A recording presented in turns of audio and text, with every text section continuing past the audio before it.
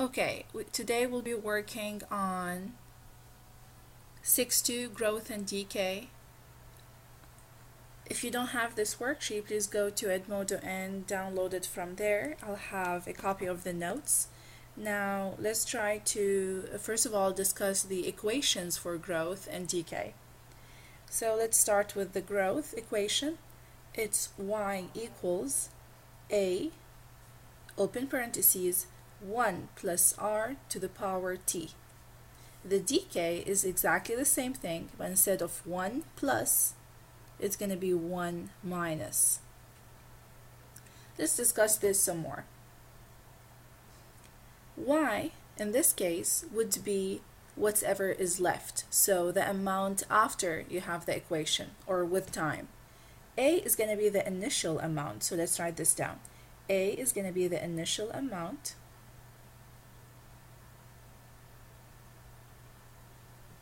R is going to be the rate, and T is going to be the time. And the same thing applies to A over here, R and T. Now, let's say they gave you a percentage or a rate of 20%, let's say. So if they told you that the R is 20%, remember you should always change it to a decimal. So R should always be in the decimal. So let's write this down. R, which is the rate, should always be written as a decimal. So if they gave you R to be 20%, you know that if you don't have a decimal, then you have a decimal over here and you move it twice back. So R in this case would be 0.2, and that's the number that you enter in your equation, 0.2. So let's start with the first example. Boyd currently has 2,900 students and a 15% rate of growth due to people moving in and adding grade to the school each year. Predict the number of students in 2 years. Now, they said growth, so the equation that I'm going to be using is the one over here. Now, Boyd has 2,900 students, so that's going to be my initial amount, so 2,900. The growth rate is 15%, so change this to a decimal. Again, 15, the decimal is here, so move it twice back, it's going to be 0.15. Write an equation, so let's do that. The equation is going to be y equals a into 1 plus r to the power t. The number of students later on, I don't know that, so I'm going to write y equals. A is going to be my initial amount, so we started with 2,900 students. 1 plus 0.15 to the power t, and in this case, let's go back to the question, predict the number of students in 2 years, so the time is going to be 2 years. So I'm going to put 2 instead of t. Now, let's look at this closer. Y equals 2,900. 1 plus 0.15 is going to be 1.15 to the power 2. Now, I just want to stop here and talk to you for a second. As you look at the number here, inside the parentheses, you can tell that this is the number greater than 1, and that's why it's growth. So, if the base of your equation is a number greater than 1, this is why it's called growth. Now, here they told you that that's why you expect the number inside the parentheses to be more than 1, since they told you growth. But keep that in mind. Every time the base you are working with, it's greater than 1, this is why it's growth. Now, to solve the equation, you can use a calculator. I don't expect you to be multiplying 1.15 by itself twice. So, 2,900 times 1.15 to the power 2. Press enter, and then in 2 years, the number of students are going to be 3,835. Now remember that this is going to be number of students, so you cannot have decimal, so you round to 3,835, and that's the number of students in 2 years. So this is how you do a growth question. So basically you go of the equation. Okay, let's move on to the next example. Hassan bought a new Mustang for $20,000 and they depreciate at a rate of 22% per year. Now, depreciate means it goes down. So what is it? Is it a growth or a decay? If it goes down, it's going to be a decay. So ask yourself, what's the initial value? The initial value is 20,000.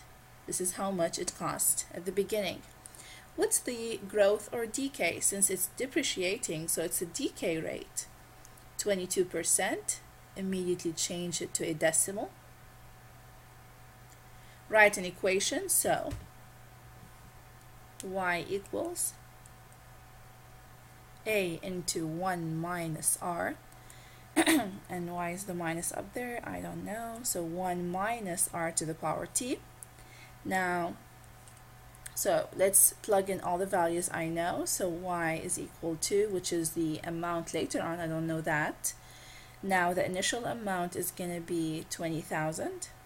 So 20,000. 1 minus 0.22 to the power, and they didn't tell me, so I'm going to keep it as t. Now, let's look at the question again. I used the rate, I used the initial amount, and that's the only thing that they gave me.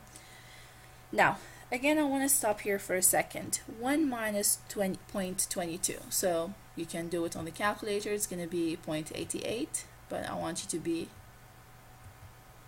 okay, so 0.78. Excuse me for that. Okay, so the inside of this, or the base over here, is 0.78. So as you can see, it's a number that's less than 1. So this is another thing that you need to pay attention to. I know they did tell you depreciate, so you can darkly know it's decay, but it's always good to double check. Now, so if your base is a number less than 1, and definitely it's going to be greater than 0 because it's going to be a rate, and rate can never be negative. Okay, so it has to be between 0 and 1. So if this number is between 0 and 1, so the base is between 0 and 1, then this is a decay problem. Okay? If it's more than 1, then it's a growth problem, and this is how you can check. Now, how much will the Mustang be worth in 6 years when he graduates from college? So it means that t is 6, so you plug it in, 20,000, 0.78, and I'm going to put 6 years over here. And again, you can use the calculator to solve it, and you're going to find that the y is going to be 4503.99. You can just round up to $4504. Don't forget the unit. Okay, now let's move on to number 5. When will this car be worth then $1,000? So when they ask when, it means they're asking for the time. When will it be less than $1,000? So your equation, which is 20,000, which is your y, 0.78, and they're asking when, so they want the time. So I'm using the equation that I have over here, the y. Okay? They want it to be less than 1,000. So let's change that into inequality, less than 1,000. So that is your inequality. So let's review this. They're asking when, so they need the time. Will the car be worth less than 1,000? So the equation that you have, which is this one that you started with, they want it to be less than 1,000. Again, you use the calculator to do that. So remember, when we have a problem like that, you always put one side of the equation to be, or the inequality to be y1, and the other side to be 1,000. So you can put 20,000 0.78, or you can just put 1 minus 0.22. It's going to give you the same answer, to the power x, and on y2 I'm going to put 1,000. Now you have two ways to solve this. You can go ahead and graph it. This is the first way, and I can't see anything, so I need to fix my window. So they're saying 1,000, so my y maximum has to be way more than that, but I don't need the negative because this has to do with time and rate, so the x minimum is going to be put it as 0 and the y minimum to be 0. Now the y maximum has to be more than 1,000, so let me put 2,000 and let me graph it and see what's going to happen.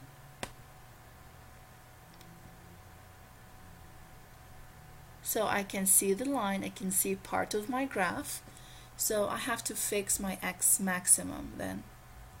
Maybe if I put it like 50, remember it's trial and error, but remember that y maximum has to be greater than the number that they give you.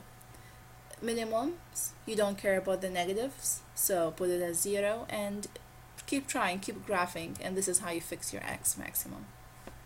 So I can see my graph right now, and the line is here, so I'm interested in the intersection because they want it to be below than 1,000.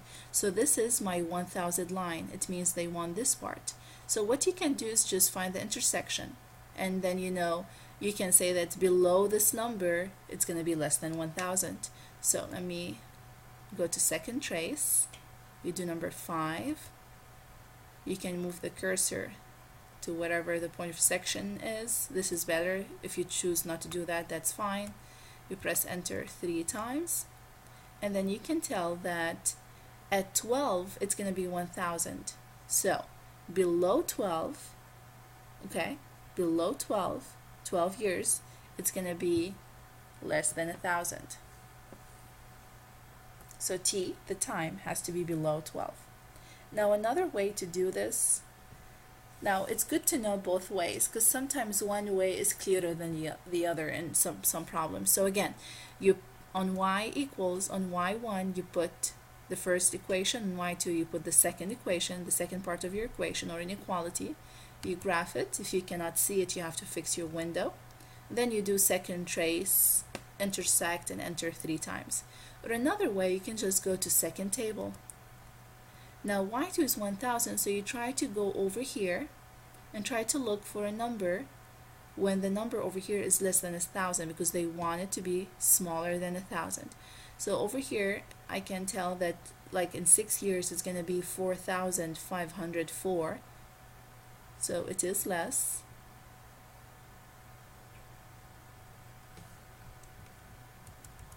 Okay, so try to look for the values where the number is going to be less than 1,000. Now in 4 years it's going to be 7,000. This is going to be 5,000, 4,000, 3,000, 2,000, and so on. So keep going until you find a value that's less than 1,000. So in 11 years it's going to be 1,300. In 12 years it's going to be $1,014. And then look. So if you go more than 12, it will be less than 1,000, and that makes sense. So what did I put here? Smaller. Doesn't make sense because like as time passes, so as time passes and you're using the car more, then as much as you're using it, the value of the car is going to go down. So with time, so more than 12 years, as you can see, it's going to be less than 1,000. So that's why it's good always to check both methods to check your answer. Okay, so more than 12, as you can see from the table, you can tell that the value of the car is going to be less than 1,000. Okay, let's move on. Now, I expect you to do the second one on your own. It's basically the same concept. So now I'm going to move on to the next page. Now, the number of red hawks in Frisco is doubling every 6 months. So over here, it's the same concept, but every time they say double, it means you use a different equation. Like you use the same one, but instead of 1 minus r or 1 plus r, you just put 2. And then the power is going to be t over k, where t is the total time, and k is going to be the doubling time. For example, here they are saying that doubles in 6 months, so k in this example is going to be 6 months. Now, I'm not really going to do it. I want you to try to experiment on your own on those questions. I'm just going to give you the rules. Now the second one, every time they say the word half-life, let's read this. So half-life